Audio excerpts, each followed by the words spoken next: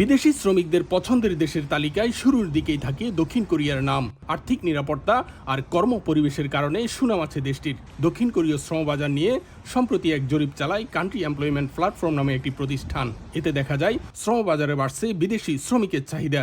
প্রতিষ্ঠানটি জানায় বিদেশি কর্মীরা দক্ষিণ কোরীয়দের তুলনায় বেশি পরিশ্রমী, তাদের চাকরি ছেড়ে দেওয়ার হারও অনেক কম।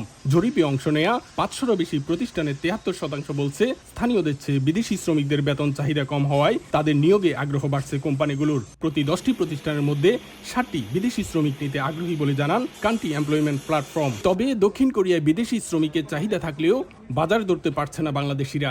সংস্কৃতি পার্থক্য ও ভাষাগত দুর্বলতা সহ বেশ কিছু কারণে নিয়োগকর্তাদের প্রথম পছন্দের তালিকায় নেই বাংলাদেশি কর্মীরা।